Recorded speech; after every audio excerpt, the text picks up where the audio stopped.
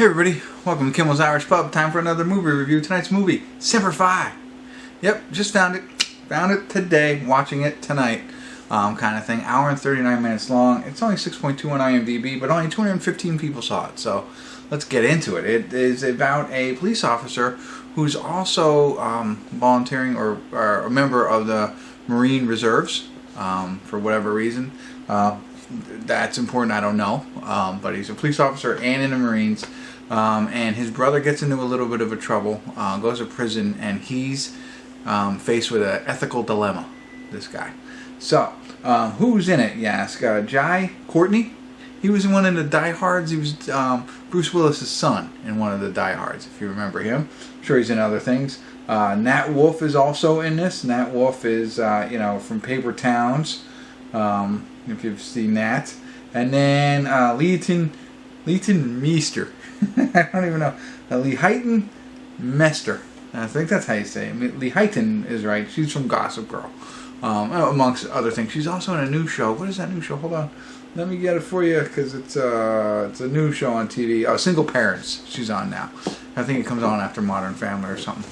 Anyway, so let's see what this is all about. I'm kind of excited. You know me. I love our military. Anything about them I'm gonna watch because they are the ones who keep us free and protect us, and so I always respect our military, and he's a police officer, so dang. Alright, enough about that. Let me get into it a little bit, find out what it's really about, and then ultimately tell you what I think. So stick around, I'll be back.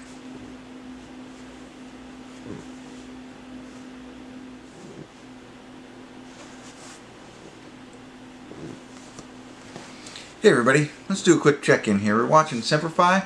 We're at the 56-minute, 23-second mark. So yeah, it's a little bit, past the halfway mark. But I think it's gotten interesting enough to catch you up on really what it's about. So, Courtney, his character, who is Callahan, and Nat Wolff, and his character's name is Oyster. They all have cool names. And they are like half-brothers. So they have the same mother, different fathers. Their mother has died, but they live together. They are also, as I said before, both of them are Marine Reserves, and they're friends. So they have like a tight-knit group of friends who all live in somewhere in New York, in a small town in New York, but they're all friends, and they're all in the reserves. Some of them have relationships, whatnot. And Nat Wolff's character, the younger brother, he has a little bit of a record. I don't know if that's really important, but what happens is he gets in a fight in a bar, and the guy dies, and so he gets sent to prison. Meanwhile, all of his friends, including his brother, get sent over, I believe, to the Middle East, right, as Marines, and they go over there. And I'm not sure of the significance so far, maybe, the psychological impact that happens when it goes over there, but whatever. And so he's sentenced to a really long term because of what happened, 25 years. And his brother, by the way, come back a little bit, his brother is actually the cop in the town, one of the cops in the town, and finds him and arrests him.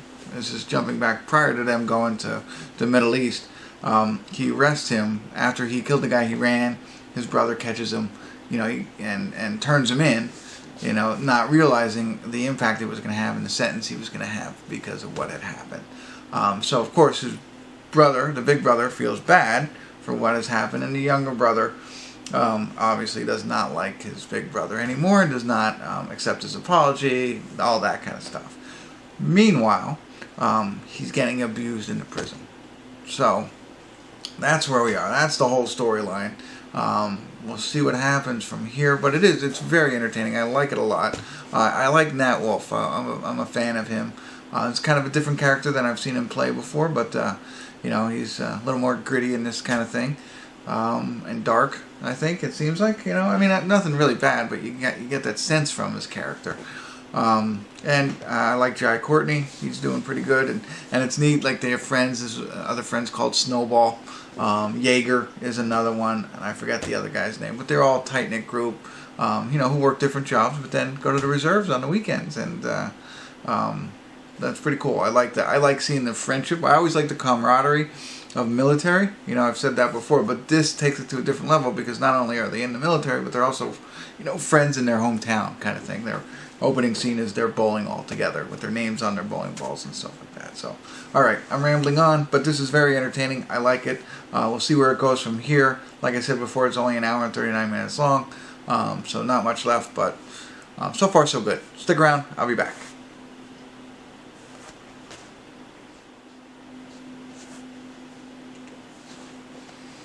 Hey everybody, we're at the credits of Semper Fi, and I have to say, this one's right in my wheelhouse. It has everything that I really like, you know, in a movie, like these types of movies, I guess. I like all kinds of movies, but this one, you know, movies about military, one of my favorites, and this one was great.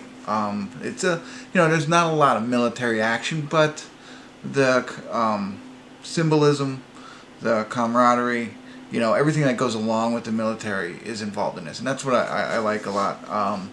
You know, the closeness of friends and soldiers and so on and so forth. So it has that aspect of it, and then again, I know it's repetitive, but like you know, having guy friends and the closeness, you know.